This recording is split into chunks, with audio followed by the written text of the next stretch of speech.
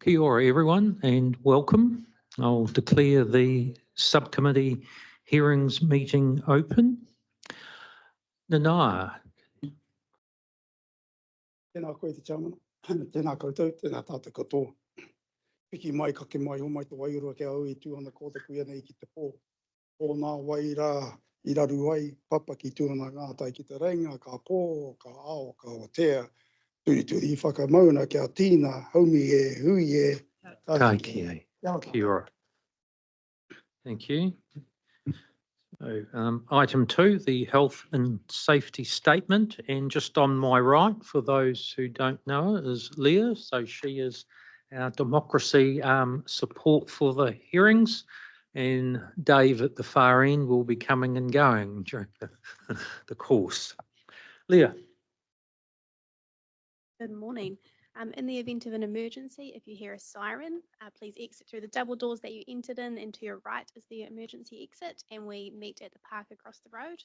If you see a blue light up in the room, then please listen to Democracy Services in the chair, and we will likely escort you into the councillors' lounge. Thank you.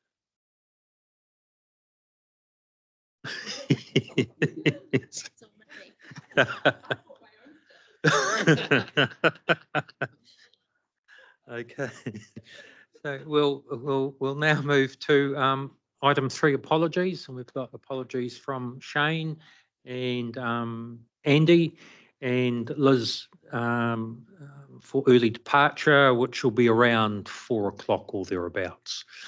And just noting with Liz's departure, she will listen to the audio in respect of those submissions we hear when she's not here. And in fact, that's the same for anyone if anyone has to leave. It's critical in terms of, well, no, we'll move. If we can have a mover and seconder for the apologies. Thanks, Angela. Seconded by Sarah. I'll put that. All those in favour? Against? Carried. I just wanted to note that in terms of quorum, and there's been discussions with Nanaia, so he's quite critical in terms of maintaining the quorum in terms of iwi representation. The other point is we also need to have a minimum of 3 local government members. So if people can just be mindful of that during the course of the hearing. Yeah. In FPIC meetings, I've had to ask Sarah when she's had her little one just to stay in the room. Okay, confirmation of agenda. We have that before us, and we have the schedule of presenters as outlined. So there's no suggested changes to that. Does anyone have any matters they wish to raise about the agenda? If not, I'm happy to move confirmation of that. Seconded by Carolyn. I'll put that. All those in favour? Against? Carried. Item 5. Disclosures of interest, and just as a note, I think it's best to be cautious in this space. So, Liz and then Carolyn. Yeah, no, thank you, Bill. Yeah, absolutely. So just first of all, Te Waka, a number of councils we currently fund Te Waka, so I just wanted to register that for myself. Hamilton Airport, there are a number of submissions around the Hamilton Airport. So again, council's a shareholder of Hamilton Airport, so I wanted to register that. And on a personal basis, I am a proud dairy farmer, and so there is a Fonterra submission, so I just wanted to register. I am a shareholder of Fonterra. But in saying that, I really don't know the front end to the back end of a cow, so yeah. Don't spend much time on the farm. Okay. Thanks, Liz. Carolyn.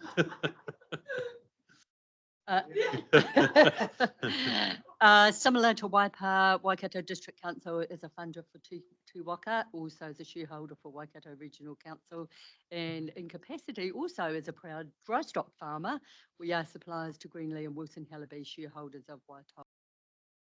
Thank you. James. Yeah. Well, along those lines, I do know both ends of the cow actually. So sadly, I spent far too many years standing doing that kind of stuff. So yes, I'm a Fonterra shareholder, and I also send stock to Greenleaf. Okay, no, thank you. Sarah? Thank you. Just the airport and Te Waka, the same as what's been noted already. Okay, no, thank you. Denia? Nothing at this stage. Okay, Because I haven't read everything, so okay, just play along and see how it goes. no, thank you. Angela?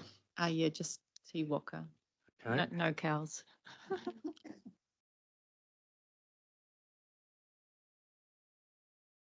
I just note, not Waikato Regional Council, Regional Airport.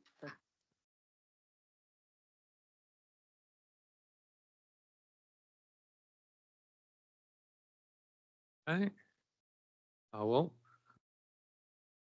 Need an E. G. Okay, that's great.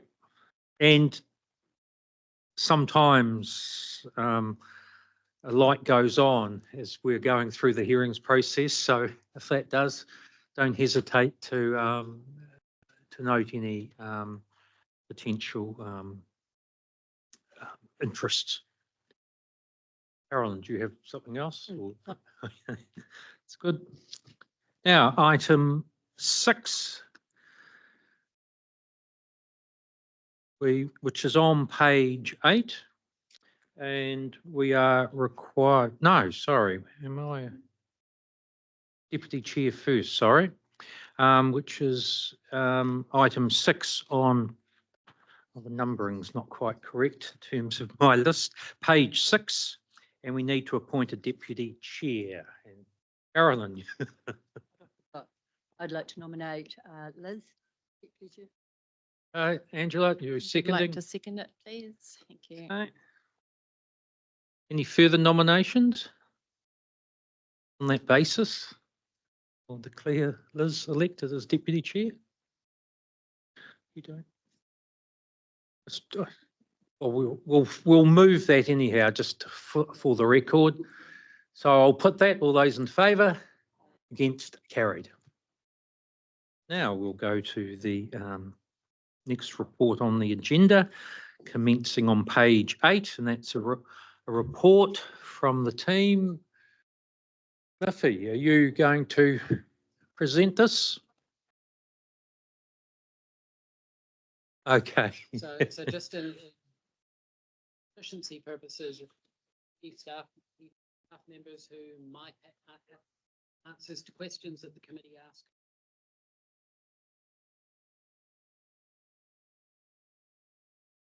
So like Chris. Ellie?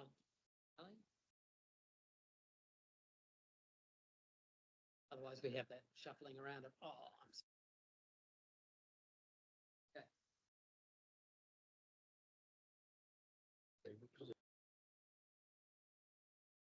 So we'll just do a little round of introductions of the staff so you know who they represent, where they're coming from. So obviously, you know me, Robert Brodnick's Independent Implementation Advisor for Future Proof. I'll make some comments in a moment about the paper and the hearing and process from here.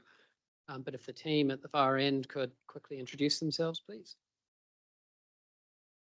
Good morning, Chris Dillon, Principal Planner, Hamilton City Council. Good morning, Donna Tracy, Strategic Planning Manager at Waikato District Council. Kia ora, Miffy Foley. I'm the Team Leader of Strategic and Spatial Planning at the Waikato Regional Council, and I'm also the Chair of the Policy and Planning Working Group that is responsible for putting the strategy together. Morena, I'm Ellie Van Kyk. I'm the District Planner for Matamata Piako District Council. Good, thank you and welcome. And I think we've got Natalie Van Rossen, is that correct, online from Kaingaora? Yeah. So I've just introduced Natalie, so she doesn't need to introduce herself, but she's here too. And David Topman from Waipa District is the other member of this team. He's not able to be here today, I don't think, but you'll hear from him in due course through the process. So I wanted to introduce the team because this isn't what you've got in front of you in terms of the staff report isn't my work, it's the product of the thinking of this team at the far end of the table. They're the people you'll be hearing from when we get to the site-specific questions, things like that. So my job is just really to give you a little bit of background, so it's entered into the record for the report. So just a reminder, the strategy actually went through a full review in 2022. And made substantial changes to the settlement pattern. The intent of this round of review was primarily, wasn't to delve into the full detail of the strategy, but was to bring in Matamata District to make sure that the strategy met all of the requirements of a future development strategy under the National Policy Statement for Urban Development, and to reflect some of the big changes that had occurred since 2022 in terms of our work on regional solutions for wastewater treatment sites, our work on a long-term strategy for our transport system, and emerging data and information about resilience and the impacts of climate change. So we scoped the strategy up as a relatively minor review rather than a full review. But we've opened the whole strategy up for submitters. So it's not like a plan change where we're only changing some bits. We notified the whole strategy for submissions. So in terms of those key changes, we've woven Matamata District throughout the strategy, recognizing that we haven't done detailed work. So there's a lot of breadcrumbs, if you would like, for further work to come, but at least we're starting that connection of Matamata in. We've added a target for affordable housing that we can set a work program around. We've added a table for each of our growth areas of the critical infrastructure needed to support proposed growth, and I can't remember the exact terminology in the paper, but the supercritical infrastructure for those key development areas on top of that. So there's a big long appendix of critical infrastructure. And then in the document itself, there's a table with about 15 or 20 pieces of absolutely key pieces of infrastructure that are required to enable the turning on of the sites in the settlement pattern. And that's quite a powerful change because it says this isn't a planning tool. This is acknowledging that in order for those greenfield and brownfield places that we're anticipating growth to get away, there actually are some big investments that we need to make, and making that really transparent to users of the strategy. We've tried to more clearly set out the timing and staging of proposed growth. So when are growth areas expected to come on given population assumptions and given our understanding of rates of land uptake? And we've updated the information for the residential capacity assessment from the Residential Housing and Building Capacity Assessment HBA report, which all of the submitters have got that report. I'll talk more about the industrial one in a minute. And we have removed a section that was an implementation section in the plan. We've again provided some breadcrumbs for key initiatives, which I'll talk to in a moment, that we think need to form a critical component of Future Proof's work program leading into the next strategy. But now that we're in FDS, we can have an implementation plan that we are required to update annually that can sit outside of the strategy and doesn't require a formal SCP process to update it. So at FPIC, you've been asking me, what is my program? What's my implementation plan? What we do here in this FDS effectively starts driving my annual work. It will link back to the implementation plan that sits in the FDS. So a word or two on housing and business development capacity assessments. The housing assessment has been released. In summary, that shows that across the sub-region, there is sufficient plan-enabled land to meet demand over the short, medium, and long term.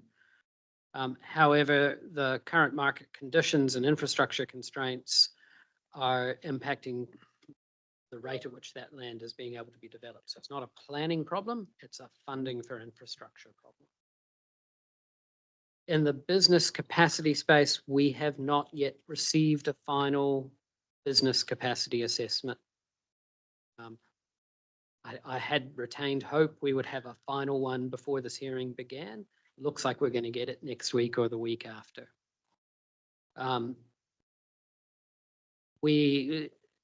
What we understand from the report that we've seen, and some of the submitters I think might be aware of this, is that it looks like there is going to be some shortfall of industrial land, particularly for Hamilton City, particularly in the medium to long term, but not across the region. So we have got industrial land across the sub-region quite a lot that is identified, but it's not in the Hamilton market. When we get that HBA finalized, we will make it available to this committee. We will make it available to all of the submitters. And we will provide the submitters with an opportunity to provide written input back to this committee to consider. So we're not going to reopen the hearings at this stage, but we'll at least provide an opportunity for the submitters to raise any issues with that HBA assessment or any changes that assessment might provide to their evidence, and put that back in front of you in writing. I can see some questions dying to be asked, but I might just rabbit on through this stuff. Can you hold on to the questions? Okay. In terms of the implementation plan, as I said, the team are preparing one in parallel to this process. We will look to have the implementation plan adopted by FPIC in June, and that will become our annual work program. We've already, as FPIC, in notifying this for consultation, we've identified some things we in the FDS, we've given an indication of some matters we expect to turn up in that implementation plan.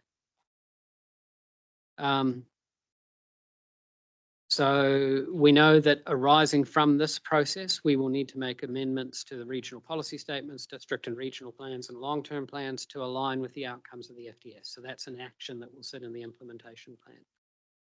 We need to determine, there are 4 areas we've identified where we know we need to do a lot more technical work to understand the range of land uses, the infrastructure requirements, the connectivity, how these places are going to function for the area that I describe as South Hamilton, North Waipa. Some of the submitters refer to part of that area as the airport precinct. In my head, I also attached to that the as yet undeveloped and unzoned block of land that comprises Southern Links 1 and 2 around the south of Hamilton as well, because I think those are all part of an integrated community or geography that we need to think about as a whole. Then we talk about North Waikato, South Auckland. So with the creation of the designations for the transport network as part of the supporting growth work in Auckland around Drury, we can clearly see a large economic centre establishing in Drury, and that's going to impact the North Waikato part of our districts. And also, there's a drag effect on Hamilton as well in terms of people commuting to South Auckland from Hamilton for work. So we need to understand what that relationship looks like. Auckland Council have in their FDS developed a parallel thing which they're calling a rural strategy, and they want to prioritise South Auckland, Franklin in that rural strategy as part of their implementation plan. So we anticipate some sort of joint work with Auckland Council around that North Waikato, South Auckland area. We've also talked about the Hamilton to Tauranga corridor, particularly important now that we've got a mooted RONS for Cambridge to Pierere happening fast. There will be a land use impact of building another RONS, and we need to think about that land use impact and think about it early, and think about all of the supporting infrastructure investments we might need to make in response to that. So that corridor study from Hamilton to Tauranga and the relationship between Matamata and Tauranga and the Tauriko project, which is also going on the Tauranga side of the hills, needs some really good thinking to be done in that patch. So those are highlighted in our implementation chapter as things we will do.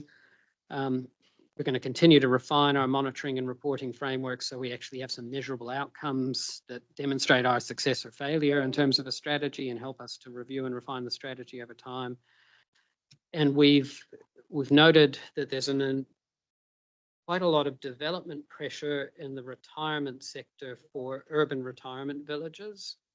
across the sub-region and on the boundaries of some of our major settlements, but all of them outside of the identified areas of our settlement pattern. So we've created future urban zones, but that's not where the retirement village people want to go. We need to get our head around what is the future demand for those kind of semi-detached retirement villages and what our infrastructure and planning response should be as a sub-region to those. As it does, there's the risk of creating a network of poorly serviced or underserviced villages across the fabric of our rural land, and how that all works is beyond me at the moment.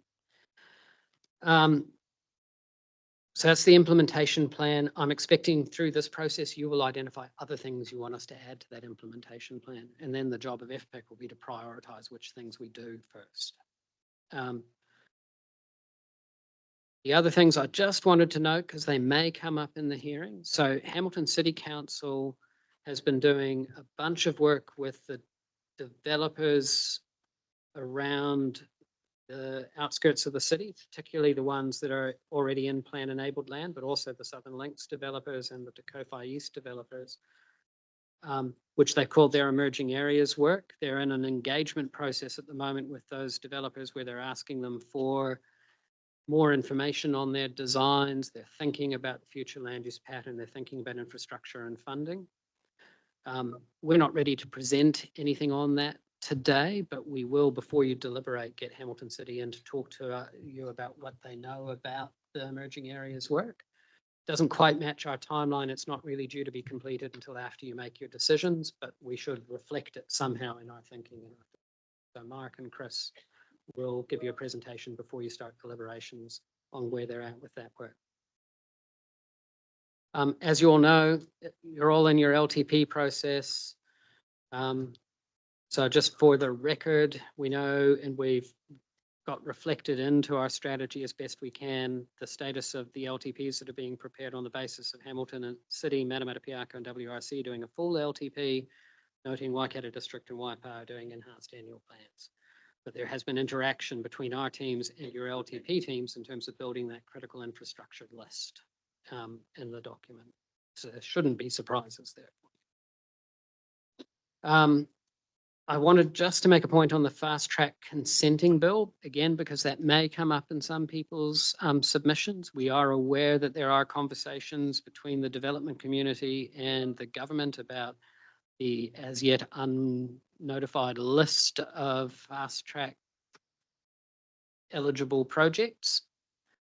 I'm taking the point that we have to work with what we've got in front of us. We haven't got that list. That list will be subject to some form of consultation process. So we just need to think in advance about what our position would be on that list when it comes up for consultation.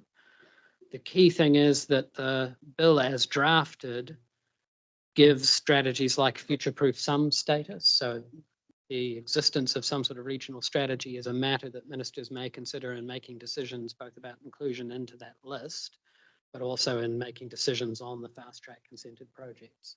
So our strategy needs to be as robust as possible to make sure the ministers are clear about the consequences in terms of infrastructure and the requirements in terms of supporting infrastructure for those areas that they do choose to bring in. But at the moment, we should proceed. Fast track consenting hasn't even gone to a select committee yet. So we kind of have to proceed knowing it's out there as a possibility, but we're continuing to operate under the RMA as it stands today. And the same goes for GPS transport. Notes that there are 2 RONs in our sub-region. Those RONs are inextricably linked to land use. So our thinking really in the GPS for transport is there a land use response that we're ready to make in terms of those RONs, or is that a conversation we want to push down the track to have in a conversation as those RONs get designed and scoped up? So we think about Southern Links. It wasn't designed with the view that it was there to support land use. It was there to design for throughput, for roading efficiency, connections, congestion relief around the south of Hamilton. We're going to fiddle with the land use pattern and add a whole lot of houses and jobs and lands into that Southern Lakes corridor. we are going to have to rethink what the Forum of Southern Lakes looks like, which is what the Form and Function study that Waka Kotahi have published tells us as well. So there's some work we need to do in that space. So those are just flagging those as issues likely to come up in the hearing. Thanks, Robert. It's 9:27. We have our first submitter who's in the room. I want to start at 9:30 in terms of hearing from submitters because we have a schedule that's well mapped out for the rest of the day. Which I've blown, sorry. What I was going to suggest is that we can come back to this report because I'm done, but yes, because if there are questions in that, I want to provide that opportunity sometime during the next 2 days.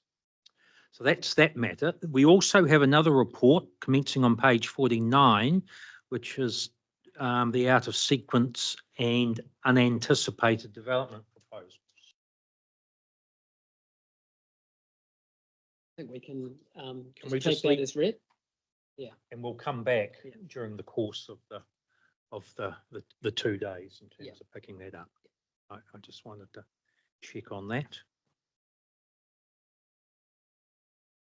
Oh, and just noting that we've been joined now by Nicola Leonard from GMD, who's the last member of my project team. So Nicola has actually been involved as the planning support person for the strategy since it was conceived, I think, almost in 2008 as a member of Ken Tremaine's team, and then she's moved on to GMD Consultants and continues to offer us invaluable support. Okay, so we'll come back to the team during the course of the hearing in terms of any questions or further discussions on either of those two reports, and we'll also formally receive them in due course. So we will now move to the hearing of submitters. So welcome, Axel. You're not a stranger to the people generally around the table or this room. So we have your, obviously your full submission. You have 20 minutes. The bell will sound after 10. So that's just really an indication at some point if you want to leave some time for members to ask any questions in terms of the matters that you are presenting on. So over to you. Thank you. And yeah, kia ora whānau. It is good to be back. It feels like family, although I do reiterate the point that I made at the start of my submission, which I will take as read, that I am here purely as an independent advocate, so just in a personal capacity. With that said, I obviously had some input in prior roles into the drafting of this, and in particular, my comments today are focused around the KPIs, the affordable housing targets that are on page 112 of your document. And I really want to congratulate the partnership for having gone out in the draft with these targets for the first time, talking about the number of affordable dwellings that are required in the sub-region. So well done for that. There's an old adage that Robert will be well aware that says what gets measured gets done. And it's one of those instances where we've all known it's needed, but we haven't specifically targeted the affordable portion of homes required. And you do so in this document. So I'm really here to speak in support of number one, not deleting them, and number two, not watering them down either. That's the purpose really of my submission here today. And I want to talk about that in two ways. It's kind of a good news, bad news way of approaching it. So firstly, Statistics New Zealand on the 26th of last month confirmed that Hamilton City now is the fastest growing city in the country. Haven't overtaken Tauranga, Phil. Nothing to do with the commissioners there who've done a fine job on that. And Mayor Southgate, in response, said that this strong population growth, in addition to the shortage of homes already present in our housing system, means that 1,300 new homes need to be built per annum for the next 10 years. That's not the whole future-proof sub-region, that's just Hamilton City. 1,300 homes for the next 10 years. Now, if I then look at the affordable housing target in our KPIs, that means by 2025, which is the first target, that's 2,600 homes, according to Mayor Paula. All of those will have to be affordable. If we fast forward to 2032, that's 10,400 homes that need to be built. 70% of those should be affordable. Now, I say that not in order to encourage you to dilute the goals, but rather that this, in a way, sums up the housing crisis right in those numbers. We are dreadfully behind. We are drastically behind. And there needs to be captured in the FDS, as you have, a target around affordability specifically. You've done that. You now need to give effect to it, right? So one of the comments I would make is, having reflected on the document in the time that's since I put in the submission, that the role of infrastructure investment in unlocking housing development maybe isn't strongly enough put. I know we had the discussion around the HBA. There's a reference to it, but it isn't fully captured. And the session yesterday with developers by Hamilton City really reinforced the point that without infrastructure, Three Waters in particular, to unlock housing, it just won't happen, affordability included. And similarly, the PDAs don't come through perhaps as strongly as I might have thought in terms of the FDS itself. But just a comment in passing. But I really urge you, as through these hearings, not to take a step back on these KPIs, but to retain them at least as is proposed. So that's the end of the good news part. The bad news, unfortunately, is that the targets are really just minima, aren't they? Because as we know, the targets out of the HBA insufficiency numbers were set at the SHA level of pricing, or the 10% discount on market, or the Kiwi Build cap sort of number. And that's at about 7 times median household income for the future-proof area, about 6 or 7 multiplier of median household income. Actually, we know the internationally accepted number for affordability is 3 times.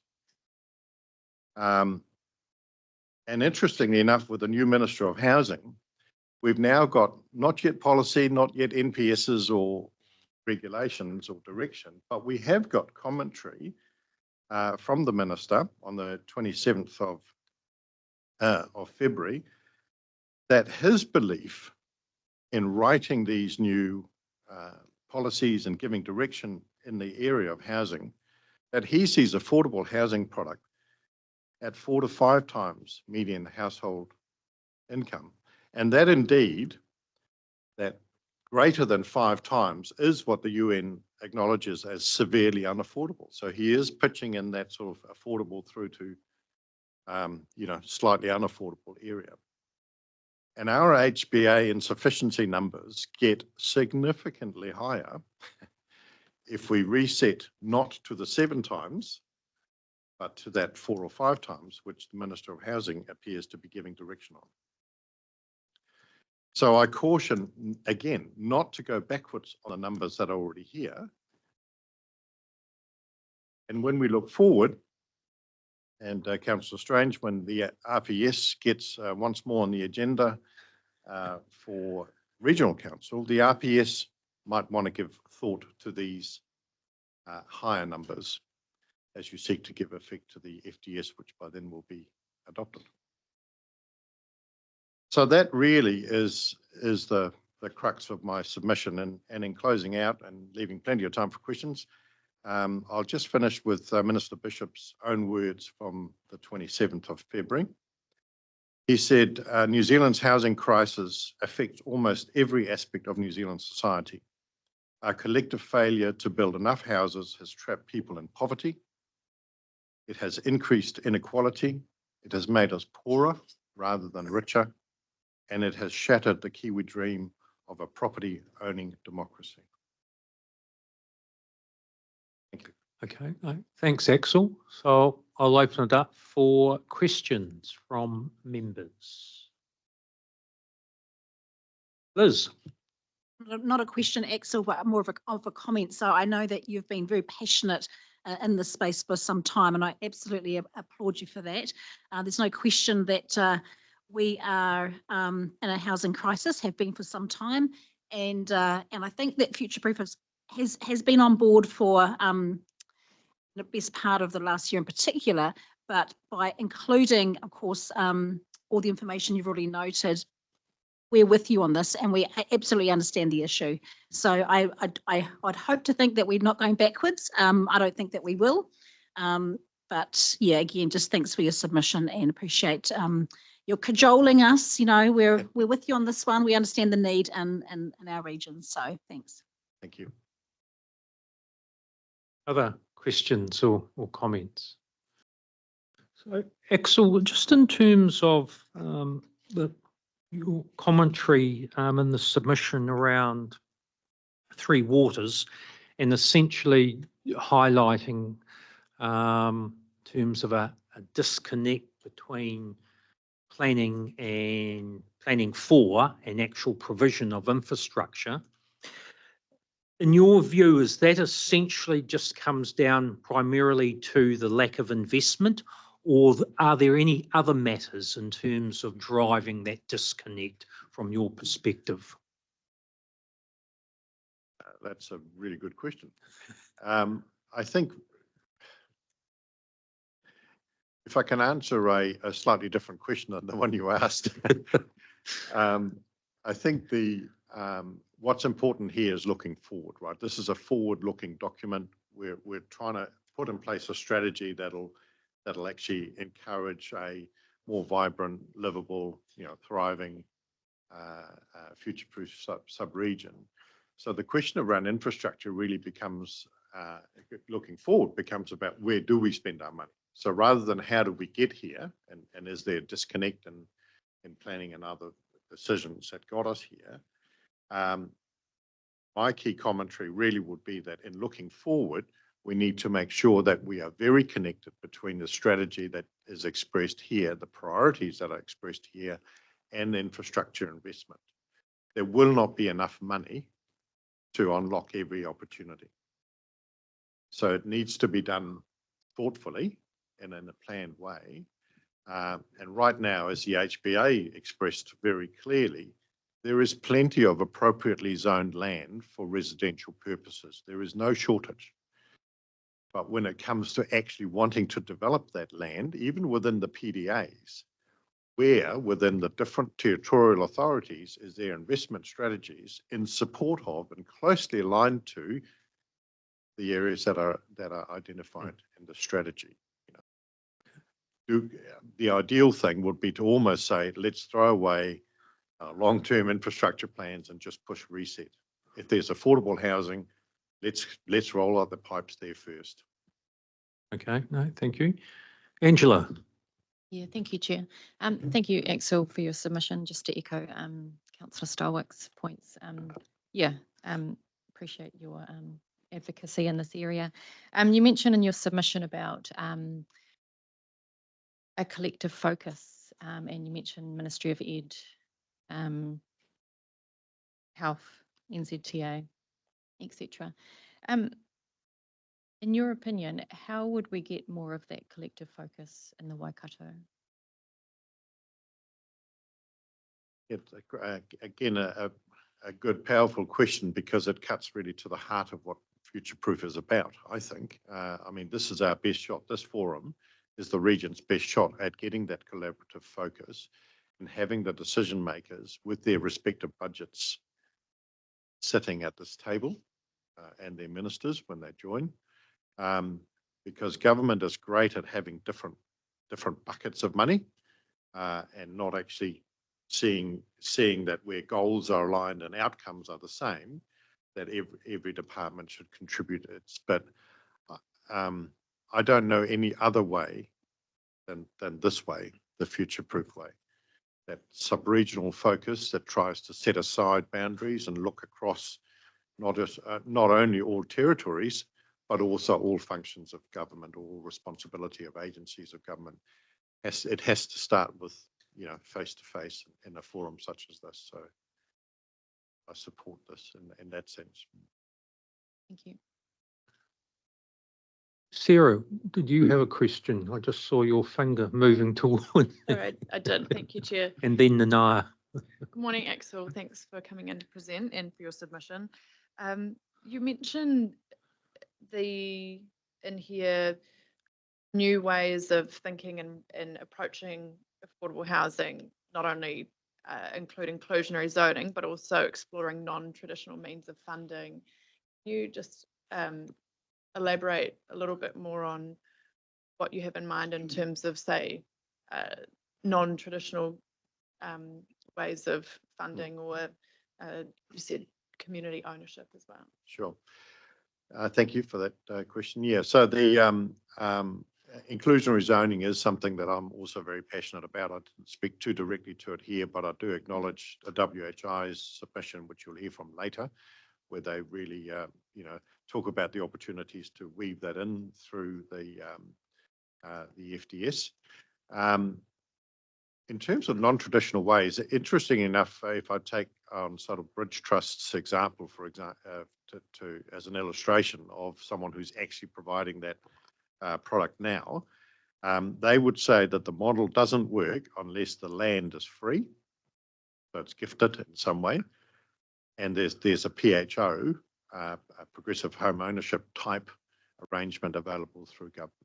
Without that, actually, their product hasn't been able to achieve the levels of affordability that they have. So when we look at that more broadly, one of the pushes that we have had that inclusionary zoning will bring in the future is that yielding of land. That a developer who gets an uplift in value in a change of zoning from rural to residential leaves some of that uplift with the community in the form of affordable dwellings that are there that remain community ownership in perpetuity.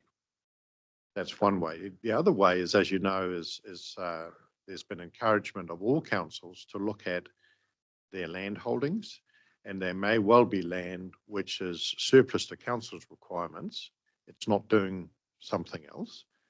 It's not a park or whatever that could be used for that purpose and could sit in a community lands trust for the purpose of affordable housing product. It immediately takes half of the costs out.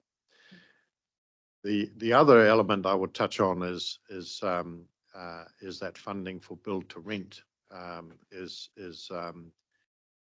increasingly available, and government is actually now trying to make that easier to come into the country and the way in which they treat that investment.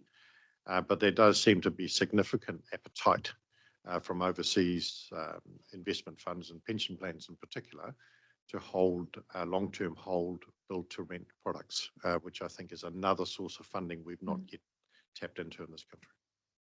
Thank you. Nanaia. Tēnā koe te rangatira haere mai ki te marama mai tō whakaaro hira I roto tēnei kaupapa o tātou. I just want to thank you and for your important thoughts. Is your poverty that you raised part of well-being, and is it more likely to be equality, as you mentioned, an inequality? Do you promote the word equality in terms of this process? Yeah, I guess, thank you for that. We could spend all day on that. Poverty, I think, as a general point, poverty hurts us all.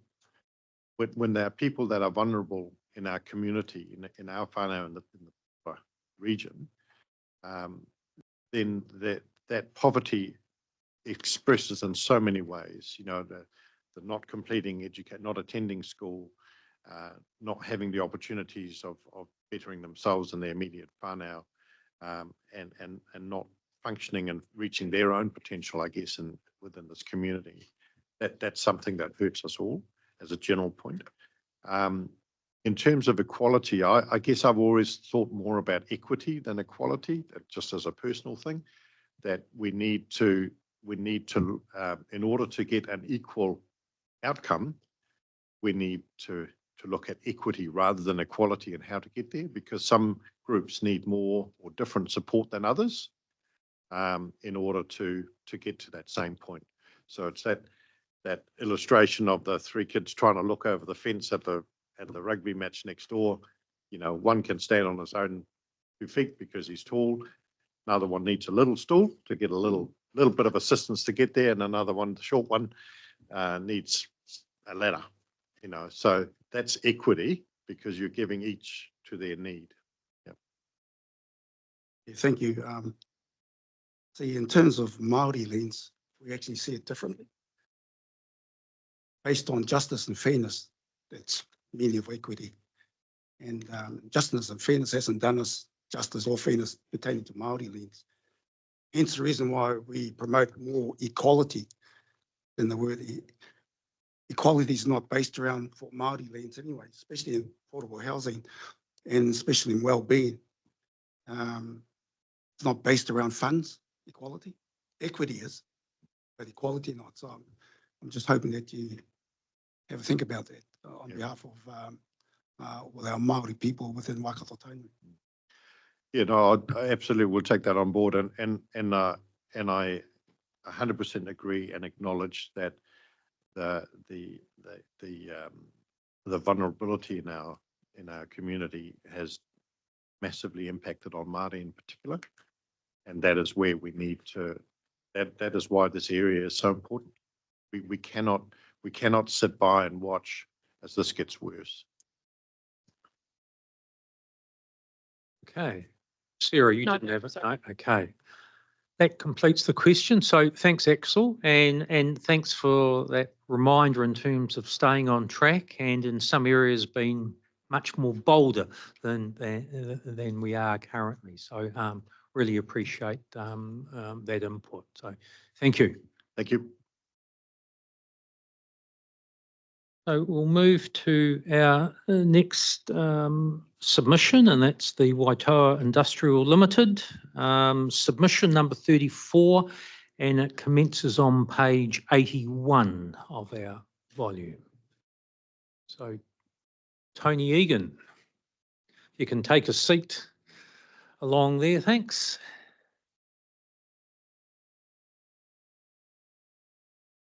So welcome. There's 20 minutes allocated. A bell will go after 10. So then you can decide then in the remaining 10 in terms of how much you carry on and whether you wish to leave some time for the panel to ask questions in respect of the submission. Oh, have you got your microphone on? Thank you very much. I have Richard Hallaby with me as well. He's our partner in the Waitoa project that we're talking to today. But thank you for hearing us. Our submission highlights a number of things, and we'd just like to touch on a couple of them to give them greater emphasis this morning. Firstly, we do support the desire to have a future-proof strategy and a regional understanding. We understand that Tier 1 and 2 councils are compelled to have a strategic plan like this, and that Tier 3 councils not so much, but that this council has decided to move forward.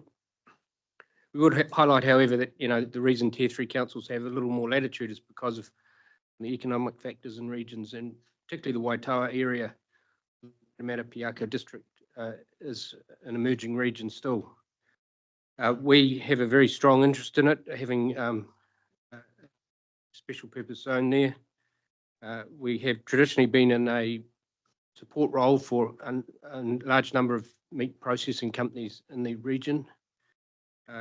doing hide, skins and rendering. We've now transitioned into very high-grade products, including high-grade tallows and meals. Bone gels for pharmaceutical products are on our list, as indeed are high-grade proteins for international markets, and biogas and organic fertilizer. So our argument, I guess, is that within existing industry, there is room for quite considerable growth.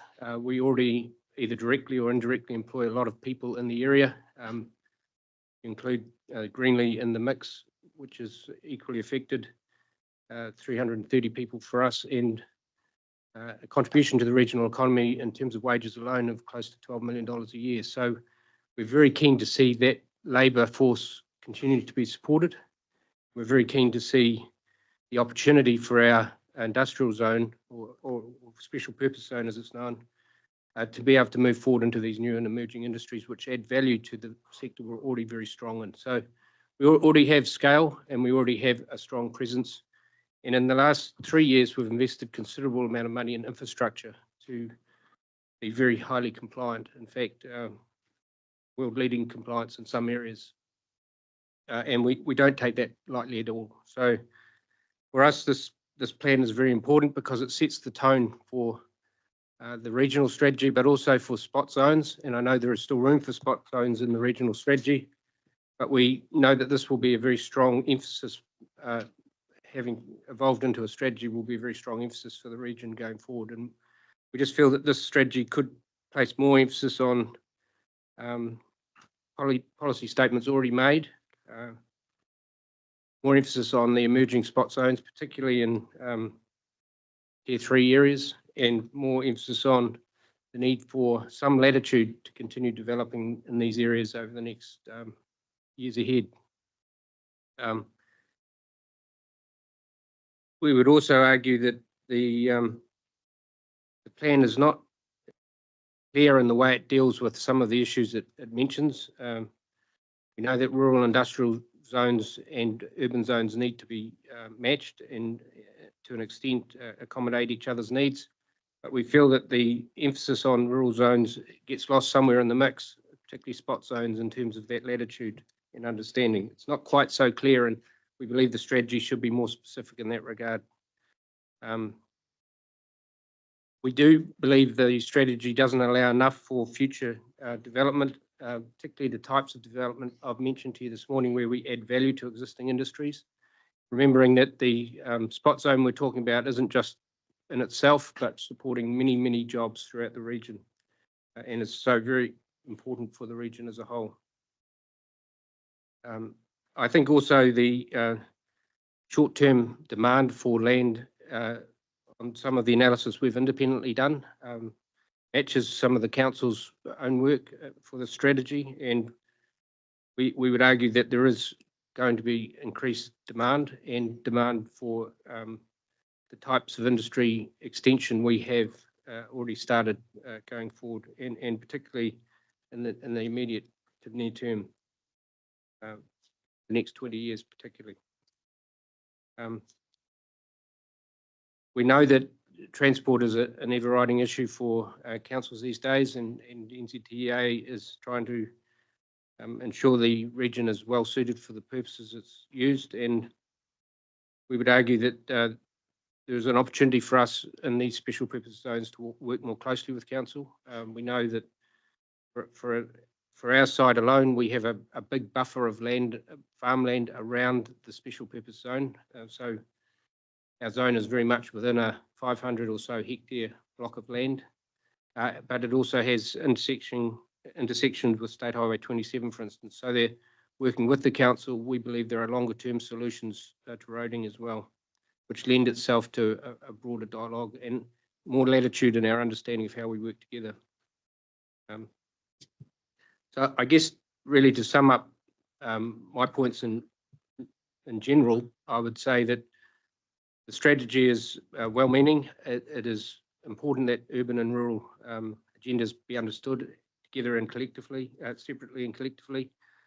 But that special purpose zones are very important, particularly to evolving or emerging areas economically and in terms of employment, but also in terms of the industries they already support and taking them forward. And those zones have been allowed for good reason.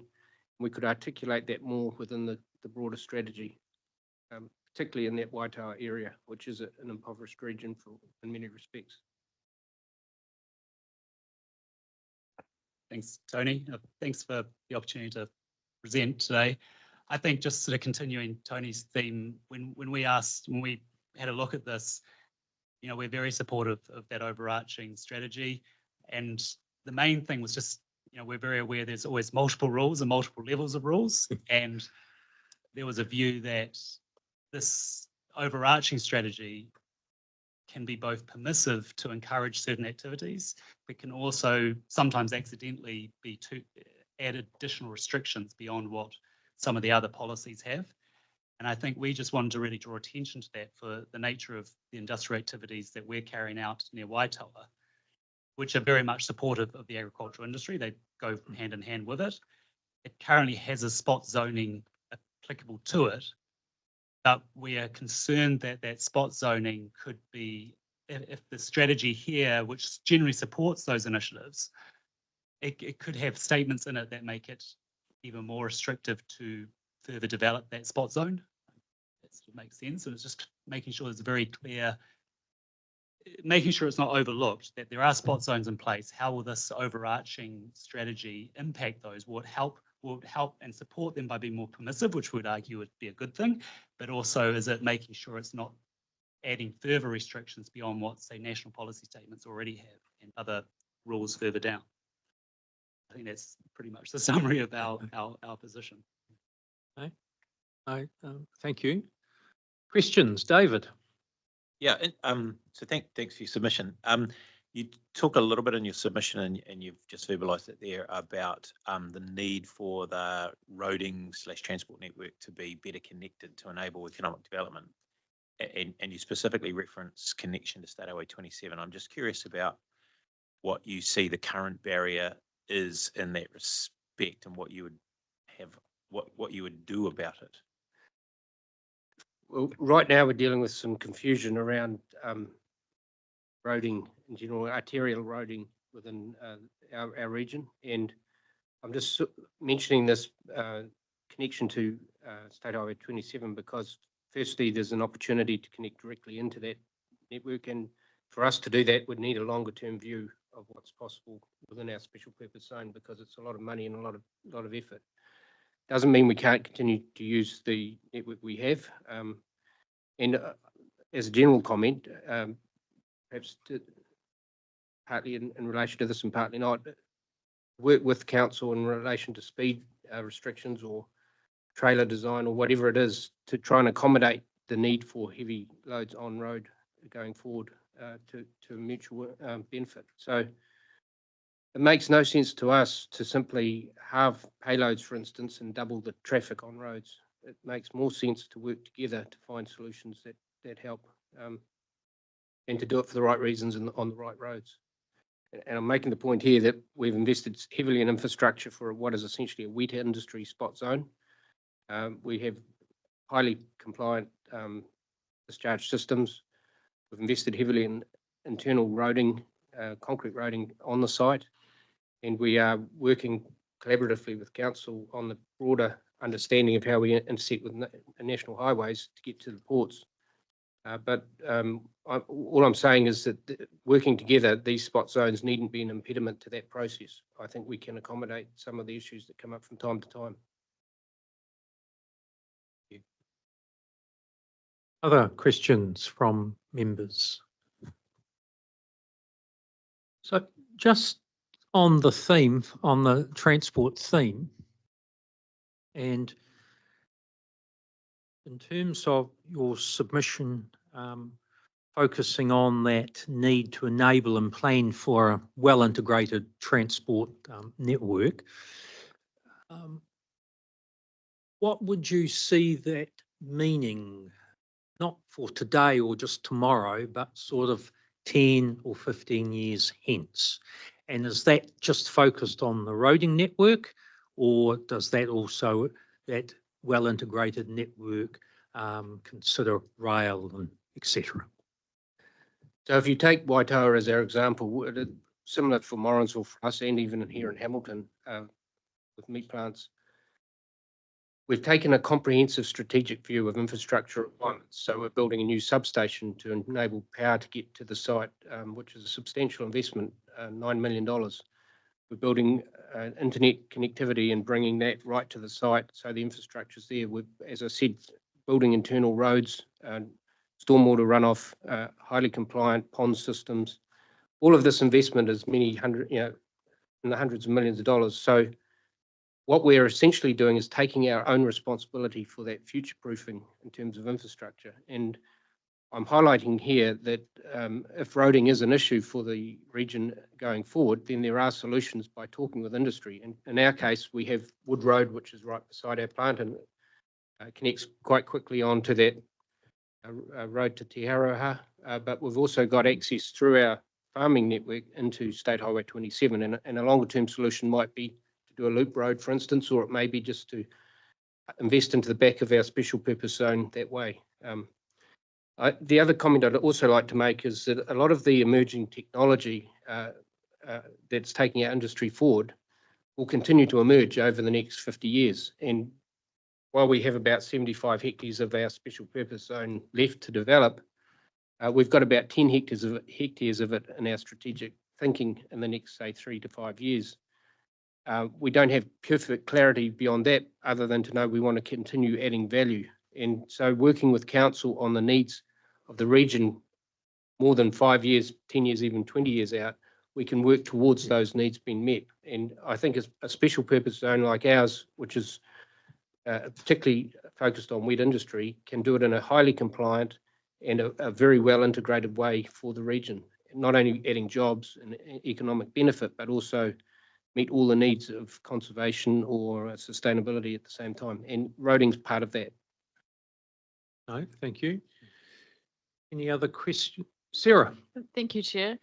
Thanks for your submission. In terms of the evidence around the lack of or potential shortfall in these special purpose or spot zones, could you elaborate, please, a little bit more on that? Well, they are very much by their nature a zone where you have to work closely with the district council because you have to get an approval to do anything there for a start, but they are zoned, and enable that process to take place. And that may be private, it may be public, but it's definitely a council-driven process. So we respect that, and we understand that the council wants to place some restrictions on that. For instance, in our case, industrial's too broad, but special purpose wet industry supporting our existing agricultural purposes is generally accepted as closer to the line. I don't want to speak for Ali here, but I'm trying to get it about right, Ali. But we definitely are aware of that need to work with council on a regional and district basis. So for us, a broader regional strategy can move that argument away from the Waitoa needs or the catchment needs for us to a broader understanding of the regional needs. And I think what Richard's pointing out is that then changes the emphasis away from localised town planning, a more regional town planning mindset, which I think is probably going to be where this ends up. And if that happens, then spot zones like ours get adversely affected potentially. We potentially get lost in the maelstrom of it all. I think one of the things we're just keen to get across is this is by nature a general document. When it comes to demand for industrial zones, and there's a flavour in it and a flavour in other planning rules that it's encouraging it to be in an urban zone. This is in a rural zone. We're saying it's logical for an industry like our types of industries to be in a rural zone. One, because it actually is exceptionally supportive of the agricultural services that it deals with, but also because of reverse sensitivity issues if it was to be in an urban zone. And also because with some of the infrastructure we already have in place around wastewater and so on, again, logical to be out there. And I think there's overlaying statements, and there's so much detail and so many comments, but there are comments very supportive of that view, of that does make sense. It is logical. We're specifically doing it. We're specifically there. We think it's logical too. And what we're saying is, please just be very careful with the way this document deals with that, because if it accidentally makes it more restrictive and no one wants that happening, then that just adds another layer of complexity and another reason it will be harder to have growth there or to provide the services. And I think I was just advised yesterday, one of the potential implications is this document can have a lot of influence, and one of the ones is this future growth. No, sorry, what's the term of it? The latest one, no, that's this one. But the one the government's just putting through for the fast track one. The fast track one may well, as it goes through committee, that bill may end up referencing these types of documents, which would be used to influence how those rules are placed. So just how important this document is and how important it is to get it right. If I could just add to that, sorry, that we haven't asked for any special favours. We're fulfilling the council requirements to the letter, and when we make a mistake, we fess up. But we're not asking for carte blanche here. We're just asking for our zone to be able to do what it's basically designed to do in a very compliant way.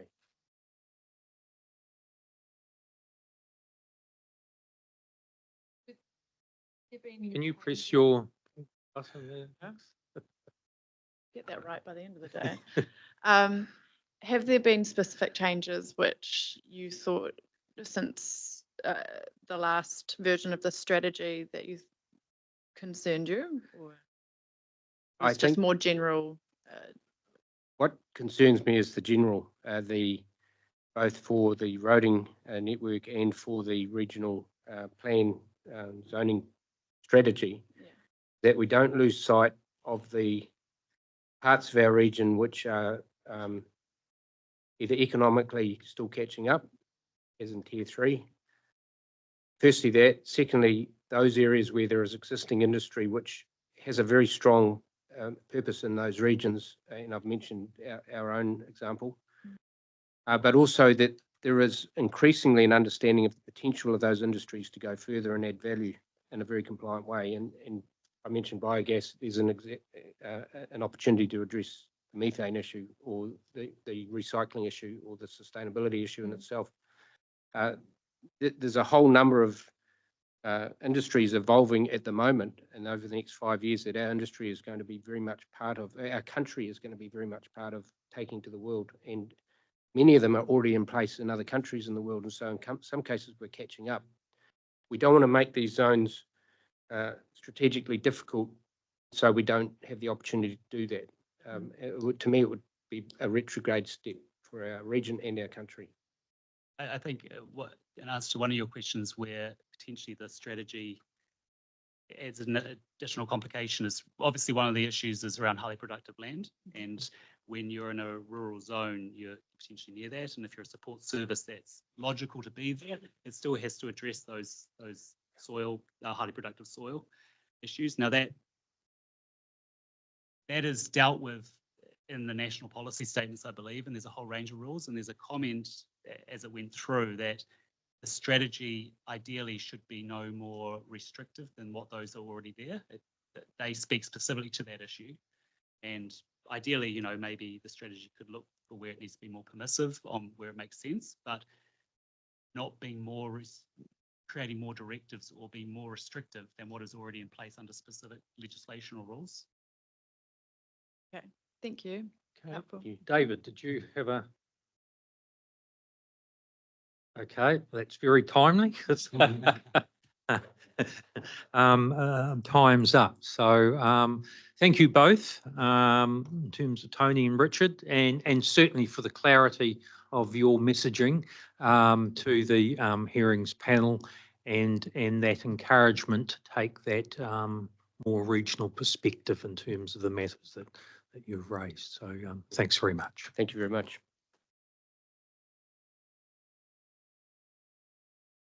We'll move to our next submission, the Telco CoLab.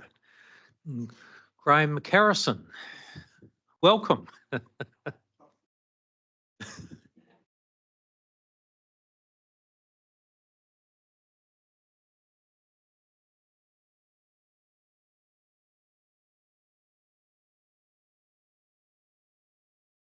So just in terms of, you would have heard, I think, Graham, in terms of 20 minutes, the bell will go at 10, and it's your choice in terms of then leaving us some time for questions.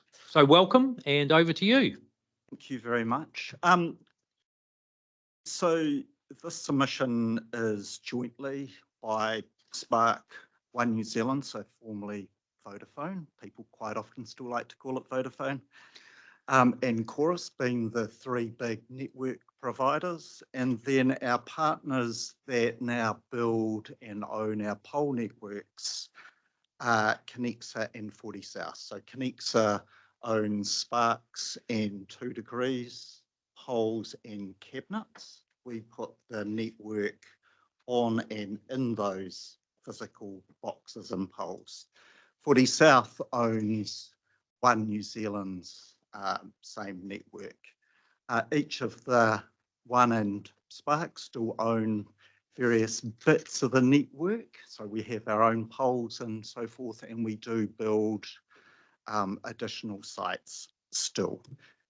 And in the rural areas, we do have a jointly owned company called Rural Connectivity Group, which is owned by Spark, One and 2 Degrees. So just as a general overview and introduction to who the names of the companies on here are. So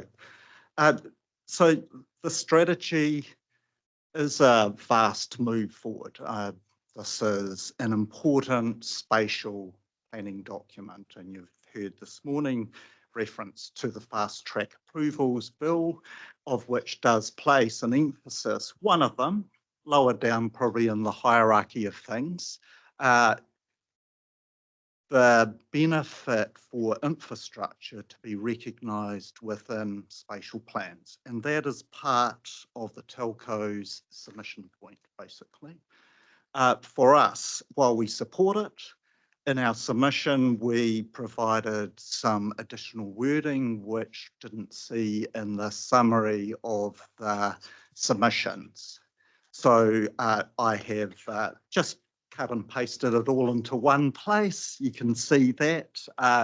It was left for the staff to edit and utilise it. The wording has often come out of Wellington and Christchurch, future development strategies. And the reason for doing that is that those strategies place a greater emphasis and recognition of the importance of private infrastructure. It's not just about roads and water and council infrastructure. There's a lot more recognition of schools, telecommunications and electricity, and the importance to the well-functioning communities of which we support. And it's so kind of for us, while we've had some say and had quite a lot in the original documents in this, telecommunications feels like an afterthought to this plan. And while we recognise that we change our network every 8 to 10 years, we are unlike any other infrastructure. While the poles might be there or may not be as we go forward, we're currently rolling out 5G across the country at pace. So we're basically adding a third more networks, so new sites, as well as upgrading our existing sites with 5G technology, urban and rural currently. That'll be completed, 2 years in the main urban environments, and then probably about 4 years and slowly thereon, and then 6G will roll in that time frame as well. So for us, and so, sorry, the other point is geographically showing a pole network on a plan at the scale that spatial plans are represented, unless we get into digital twin technology, which we would support and love to participate in, is not really a practical sort of thing. And if you show a fibre network, then it's just lines down every road that you have and looks like a real mess. So that doesn't really benefit. So for us, what we're asking for is greater recognition of the importance of our infrastructure, and we would say electricity as well, because as part of what we're delivering is digital equity for New Zealand to function, basically. Turn off telecommunications now. New Zealand society, business, community, social interconnection, health service, education stops functioning. And so I think we're kind of quite an important part of the community. COVID had the advantage that it put a lot more people online, recognised that you can actually do things. However, it's nice to do things face to face. It's still how we as humans function at our best. So that's principally the whole submission. The wording just gives you some ideas about how we would like to see it reflected. And then that would enable us to start working away at hopefully getting some district plan reviews to bring the Waikato plans, Waikato not district, because I've just completed their one, the rest of the plans into the next range. As soon as we've got the RMA for another few years. So look forward to any questions. Thank you. Okay, no, thanks, Graham. I'll open it up for questions. Sarah. Thank you, Graham. My question is just in terms of the wording you've suggested, and you mentioned it's also in the strategies for Wellington and Christchurch. What practical impact would you expect this to have? So it's about signalling, particularly to developers, and I was intrigued with the last speaker talking about having got connectivity, and yeah, haven't got cell towers in there. So when you leave your building, you don't have great connectivity. The new developments don't put in the connectivity that residents expect. Kaingaora doesn't think about connectivity when it's building new houses. So people at all levels of society are moving into new housing developments and wanting to turn the phone on, and at best they might get Spark, for example, but they're actually a one client. And so they're now faced with, if I want connectivity, to go to another company which forces them to do that. And that's partly because no one's thought about or talked to the industry about where do you put cell towers. And so we then come in and put them in front of people's houses. And that is just not a great look and not our preferred way of operating. Or we're putting in 3 or 4 sites where we could have joined up. And so our aim, preference is that when we're thinking at this macro scale, to actually start thinking about the fact that telecommunications networks need to be integrated into that. Okay, so I guess to summarize, you're looking at avoiding having to retrofit and be rather integrated in the planning in the first place. Looking forward to that ever happening in New Zealand. So someone can put their hand up and go, yeah, we want to be first to promote that. Okay, so thank you. Graham, in terms of the draft strategy, and there is a, for want of a better phrase, a critical infrastructure list. So this is really just an invitation in terms of you've clearly outlined in the submission and what you've presented today in terms of telecommunications, and I don't think anyone's arguing that it's not a critical part of infrastructure. So it's really just an invitation in terms of what, and not for now, but in terms of some follow-up to Robert and the team in terms of what you feel would be appropriately added to that critical infrastructure list from a telecommunications perspective. Yeah, very happy to engage and participate. Any other questions or comments of Graham? No, no, I think we're very clear, and you've presented that well. So thanks very much, Graham. Cheers. And certainly if you can then make contact with the team in terms of working through some of the detail of that critical infrastructure list. Thanks very much.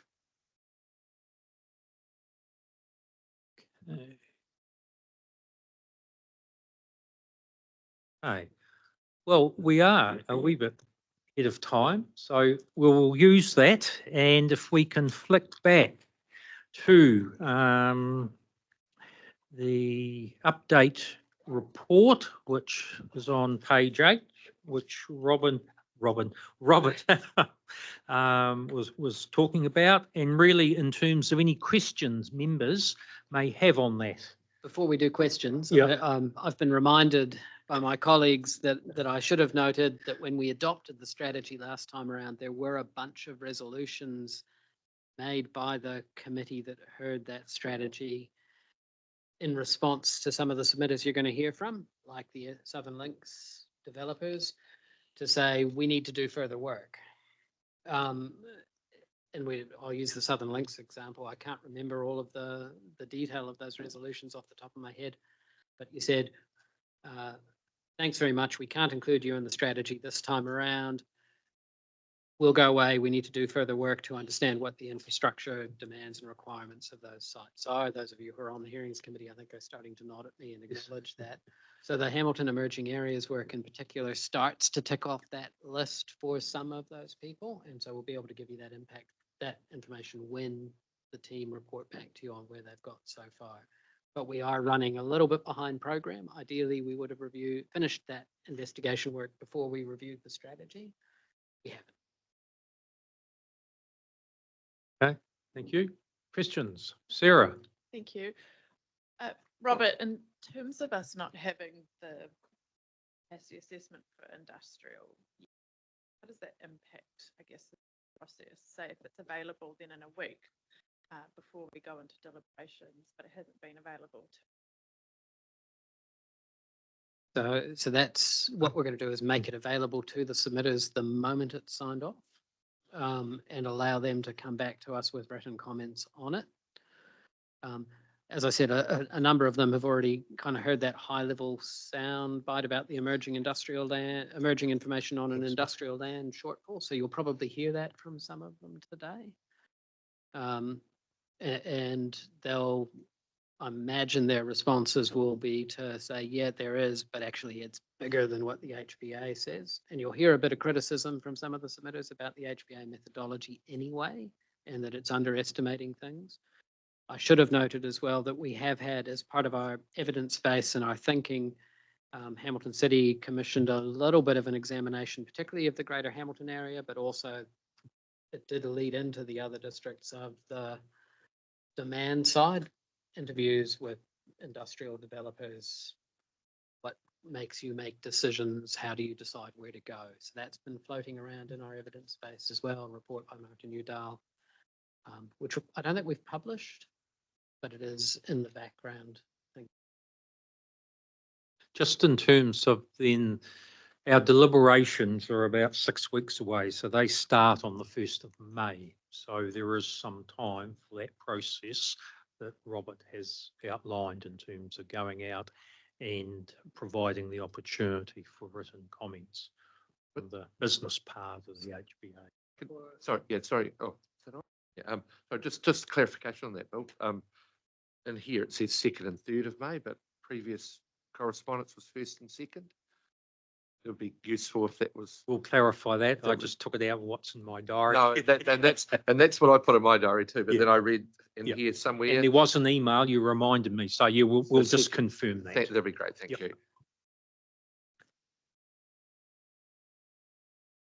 Just circulated to you now really quickly. Bill suggested to me at the hearing that at the beginning of the day that it would be nice just to have a map so we can orient ourselves to where the submitters have come from. We will come up with a prettier one. This is to use the words of our staff, a bodged together version for you for the day.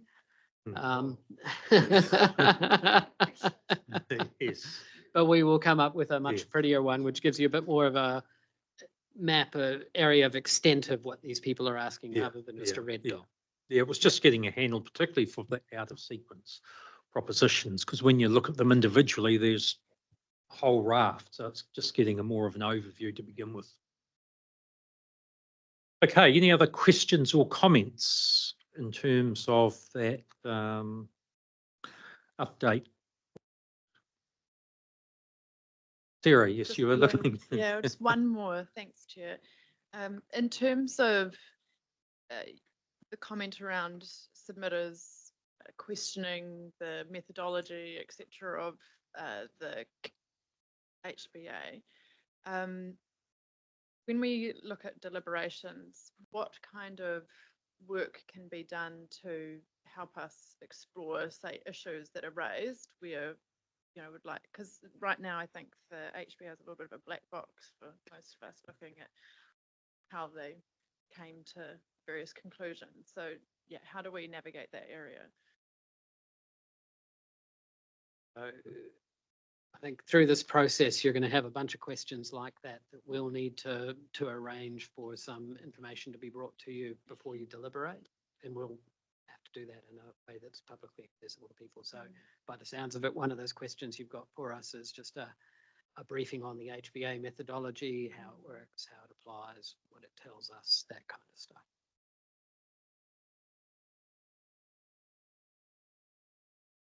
So keep on asking for those things so we can get how to do it. Yeah. I don't think you'll be disappointed, Robert, in terms of requests. No. Okay, if there's nothing further, on agenda page 8, there's a recommendation to receive that report. Someone to move in. Thanks, Liz. Being moved by Liz, seconded by James. Nothing further. I'll put that. All those in favour? Against? Carried. Just about, I think we'll leave the next item to another opportunity during the course of the hearings. So we will adjourn now and we will reconvene at 10 to 11. And I think we have got Mark Crisp representing a range of submitters, then right through to lunch. Yes. So, on that note, the hearing